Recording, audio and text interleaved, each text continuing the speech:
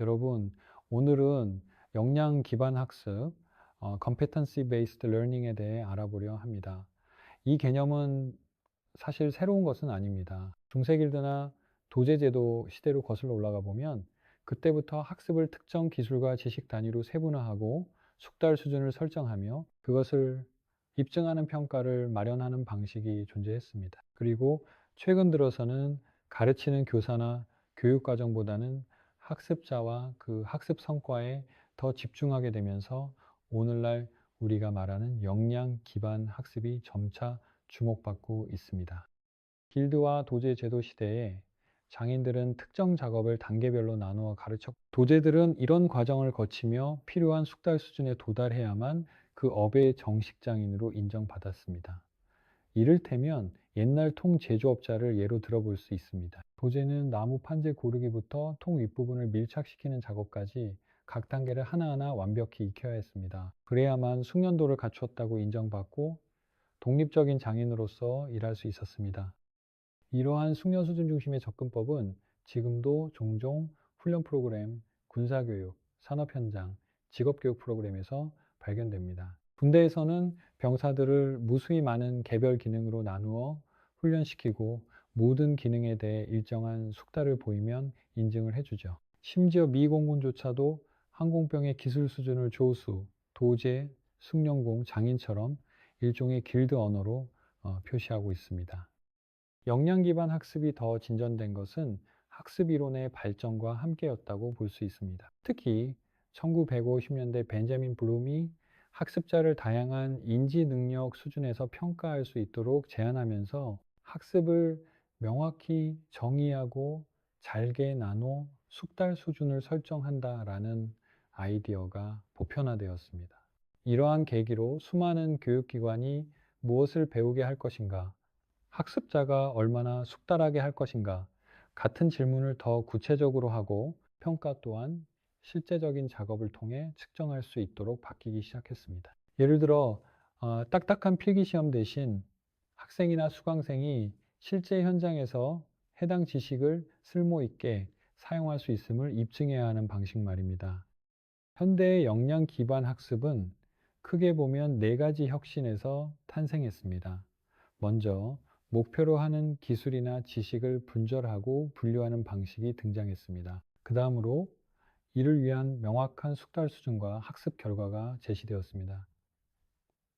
이후에는 학습자가 자신의 숙달을 실제로 입증할 수 있는 평가 방법이 개발되었습니다. 마지막으로 이 모든 것을 통합해 교사와 교육과정, 학습기간, 시간보다 학습자 성취 성과에 집중하는 방식이 확산된 것입니다. 그 결과 역량 기반 학습에서는 성과가 상수이고 시간은 변수가 되는 환경이 마련됩니다. 전통적 접근에서 배정된 학습 시간이 동일했다면 학습자마다 성취도가 달랐는데 이제는 모든 학습자가 필요한 수준의 역량을 숙달할 때까지 자유롭게 다양한 방법으로 학습할 수 있게 된 거죠. 다만 역량이라는 말이 다소 혼란을 일으키는 경우가 있습니다. 여러 기관, 여러 학문 분야에서 이 말을 다르게 정의하고 있기 때문입니다. 예를 들어 어떤 이는 역량을 지식과 기술만 의미한다고 생각하지만 어떤 이는 동기, 특성, 자기 개념, 태도, 가치관 같은 것들까지 포괄하는 것으로 봅니다. 하지만 공통적으로 전이 가능한 능력을 의미하고 직무나 활동에 유용하게 적용할 수 있는 능력을 가리킨다는 점에서는 일치하는 편입니다. 오랫동안 국내외 군사나 기업 현장에서 역량 기반의 접근이 고용과 인적 자원 관리에 적극 활용되는 것도 이 때문이라고 볼 수 있습니다. 역량 기반 학습의 가장 큰 특징 중 하나는 성과 중심으로 학습을 설계한다는 것입니다. 학생이나 근로자가 특정 역량을 이미 숙달했다면 굳이 똑같은 내용을 다시 듣지 않아도 됩니다. 또 어떤 학습자는 단기간에 목표 역량을 습득할 수도 있고 다른 학습자는 더 오랜 시간이 걸릴 수도 있지만 결국 둘 다 특정 역량을 같은 수준으로 숙달한다는 점에서 학습 목표가 일관적입니다. 이는 시간을 정해놓고 이 수업은 15주 동안 진행한다. 끝나면 성적을 준다는 기존 접근과는 완전히 다른 사고방식입니다. 다만 이에 대해 몇 가지 우려도 있습니다. 어떤 사람들은 역량 기반 학습이 전통적인 자유교육, liberal education에서 강조하는 폭넓은 학문적 소양, 비판적 사고, 인문학적 통찰 같은 것을 희생시킬 위험이 있다고 지적합니다. 이는 너무 직업훈련 중심이고 여러 학문 영역을 포괄하는 학습 기회를 제공하지 못하는 것 아니냐라는 의문이기도 합니다. 다른 비판은 역량 기반 학습 프로그램이 너무 일찍 학생을 직업기술 교육으로 몰아넣는 것 아니냐. 그래서 학생들이 더욱 의미 있는 고등 사고 능력을 길러야 할 시기에 제한된 기능을 배우는데 그치는 것 아니냐라는 우려입니다. 하지만 역량 기반 학습의 실천 사례들을 보면 모든 역량을 특정 직업에 한정하기보다는 학습자가 실생활에서 활용할 수 있는 능력 전반을 포괄하는 모델도 많습니다. 예컨대 비판적 사고 능력이나 팀워크 역량 같은 포괄적 역량도 숙달 정도를 수월하게 측정하기는 어려워도 충분히 구체화하고 단계화할 수 있습니다. 그 숙달이 결국 더 깊이 있는 학습과 사고로 이어진다면 이런 비판도 어느 정도 해소될 수 있을 것입니다.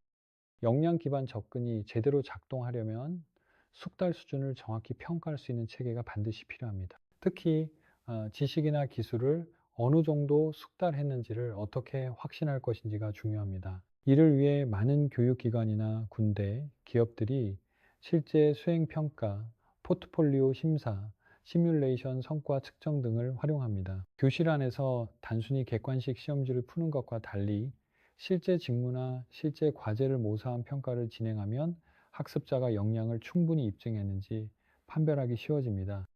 이런 장점을 살려 미국 내에서는 역량 기반 학습을 국가적으로 확장하려는 다양한 움직임이 있습니다. 예컨대 루미나 재단은 2025년까지 미국 내 근로연령 성인의 60%가 고등학교 졸업장 이상의 의미 있는 자격증이나 학위를 보유하도록 하는 목표를 내세우고 이를 뒷받침하는 투명하고 품질 높은 역량 기반 학습 시스템을 구축하려는 프로젝트들을 지원하고 있습니다. 덕분에 아직 여러 난관이 있지만 군대나 기업, 대학 등 다양한 현장에서 역량 기반 접근이 조금씩 확대되는 추세입니다.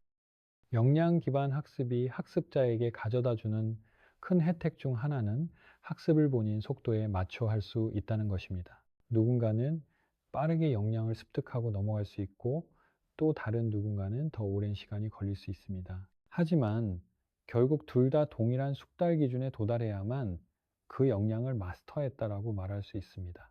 이는 일종의 투입 시간이 아니라 산출 역량에 집중하는 방식으로 결과적으로 학습자에게 더 큰 자율성을 부여합니다. 하지만 이 제도가 현실에서 잘 작동하기 위해서는 몇 가지 고려해야 할 사항이 있습니다. 먼저 조직에 맞는 역량 모델을 구축해야 합니다. 전문 연구자를 투입해 직무나 활동을 분석하고 그 결과를 바탕으로 역량과 숙달 수준을 정의해야 합니다. 그런 다음 해당 역량을 실제로 측정하는 평가 방식을 신중하게 설계하고 각 역량을 발휘하는 데 필요한 지식과 기술을 학습자가 어떻게 습득할 수 있는지 학습 경로를 다양하게 마련합니다. 마지막으로 이렇게 구축된 역량과 숙달 정보를 체계적으로 추적해 학생이나 직원이 어디까지 배웠는지 어떤 강점을 가지고 있고 어떤 약점을 보완해야 할지 쉽게 확인할 수 있는 데이터 시스템을 갖춰야 합니다. 결국 역량 기반 학습은 사람에게 어디에서 어떤 과정을 얼마나 오래 들었느냐가 아니라 정말 무엇을 알고 무엇을 할 수 있는가를 묻습니다. 이는 은유적으로 말해 공부를 한다는 개념보다 배우고 싶은 역량에 도달한다는 개념에 가깝습니다. 무언가를 배우는 과정 자체는 학습자의 주도성과 다양성을 존중하고 최종적으로는 숙달 수준을 증명할 수 있는 정확하고 믿을 만한 평가가 이를 뒷받침합니다. 이미 군대나 산업계의 몇몇 대학들이 이 접근을 적극 도입하고 있고 미래의 학습 생태계에서는 더욱 널리 활용될 것으로 보입니다. 즉, 누구나 자신이 원하는 역량을 원하는 방식으로 습득하고 그 숙달을 입증해 자격을 얻을 수 있는 세상이 다가오고 있다는 뜻이죠. 정리하자면 역량 기반 학습은 다음과 같은 요소로 요약할 수 있습니다. 과거 길드와 도제 제도에서 유래한 분절, 학습, 접근법, 학습 이론의 발전으로 명확해진 숙달 수준, 실제적 평가 기법의 개발, 그리고 교사나 프로그램이 아니라 학습자와 성과 중심의 관점으로의 전환입니다. 물론 이 과정에서 역량이 단순 기술 훈련만 의미해서는 안 되고 평가 품질과 폭넓은 학습 기회가 확보되어야 하며 이를 위해 다양한 논의가 이루어지고 있습니다. 하지만 역량 기반 학습은 이미 여러 사례에서 효과를 입증하고 있으며 미래에는 이를 더 체계화하고 공유해 나갈 것입니다. 앞으로 여러분도 주변에서 이런 역량 기반 모델을 보게 될 가능성이 높습니다. 만약 그런 기회를 마주한다면 그 접근법이 왜 등장했고 어떤 잠재적 이점과 우려가 있는지를 꼭 생각해 보시기 바랍니다. 감사합니다.